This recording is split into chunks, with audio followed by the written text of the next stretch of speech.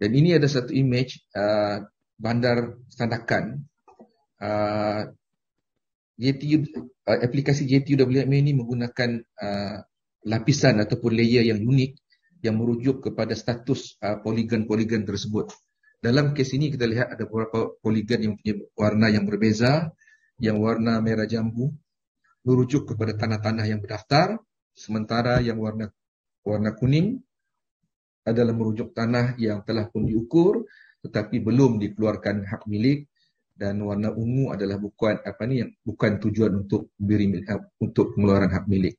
Kalau kita tengok di sebelah kiri bawah ini, kita nampak yang berwarna hijau, ada poligon yang berwarna merah. Ini adalah warna merah ini merujuk kepada tanah-tanah rizab kerajaan.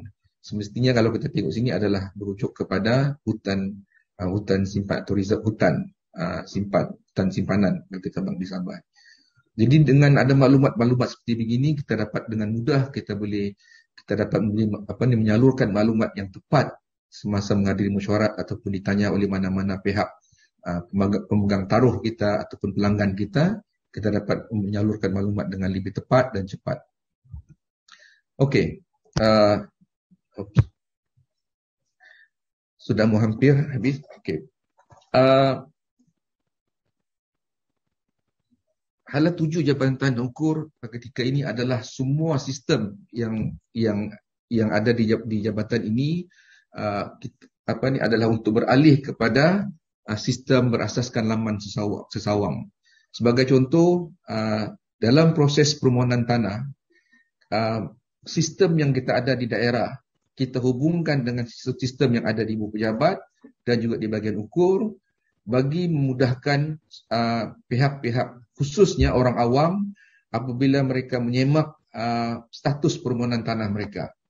Okey, jadi dengan adanya sistem nanti yang belum kita namakan, sistem yang sedang kita bangunkan untuk buat semakan permohonan tanah orang awam, maka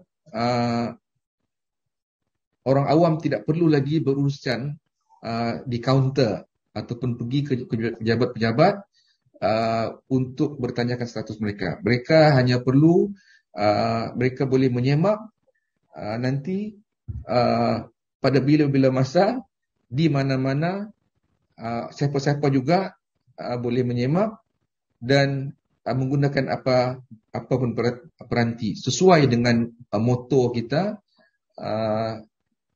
Dan ini khususnya ketika berlakunya wabak pandemik ini sangat sesuai. Jadi maknanya kita tidak perlu, kita kurangkan interaksi dengan orang awam. Dengan ini menjimatkan masa, menjimatkan tenaga dan juga menjimatkan wang ringgit. Okey, ini saya akan hampir kepada penghujung sudah. Isu dan cabaran pelaksanaan ordinan tanah di Sabah. Negeri Sabah adalah satu negeri yang sangat besar, yang luas. Yang kedua terbesar di Malaysia selepas Sarawak. Ianya adalah 22% daripada luas keseluruhan Malaysia. Keluasan 73,620 kilometer persegi ini tidak termasuk kawasan perairan, di mana dalam tafsiran tanah di dalam ordinan tanah, kawasan perairan juga adalah merupakan kawasan termasuk dalam kategori tanah. Jadi bayangkan kawasan-kawasan perairan di negeri Sabah. Jadi maknanya ini adalah satu cabaran kepada pegawai-pegawai kita untuk melaksanakan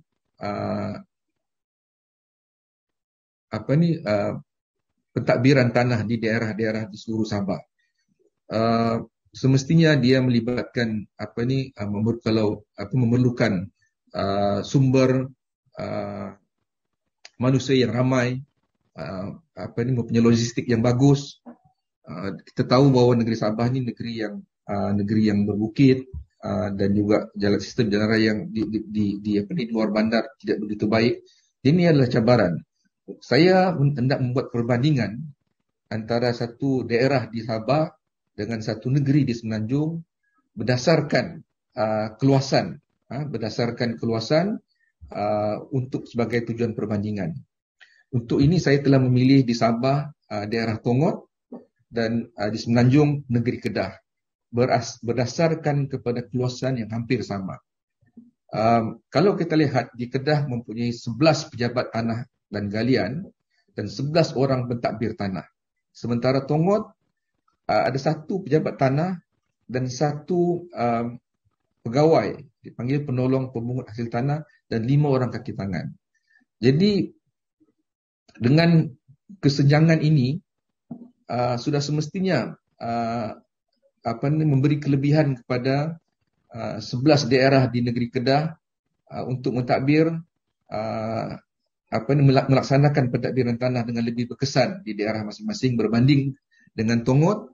Saya maklumkan tadi dalam keadaan yang berbukit bukau dengan jalan raya yang sistem jalan yang tidak begitu baik,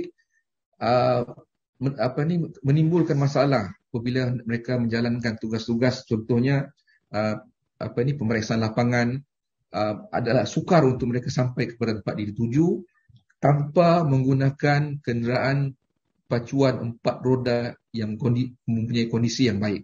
Jadi ini adalah senario di pejabat tanah kita di daerah. Bukan saja pejabat tanah menghadapi masalah, begitu juga pasukan-pasukan ukur yang menjalankan pengukuran, di mana tanah-tanah kerajaan ini makin jauh, makin kedudukannya makin remote ataupun makin jauh, dan agak makin sukar untuk kita sampai ke tempat yang hendak dituju. Kerana itu ini satu cabaran untuk kita, bagaimana kita untuk mengatasi perkara ini. Saya dengan ini saya mengakhiri saya punya ceramah pada pagi ini. Sekian, wabillahi taufik. Assalamualaikum warahmatullahi wabarakatuh. Sekian, terima kasih.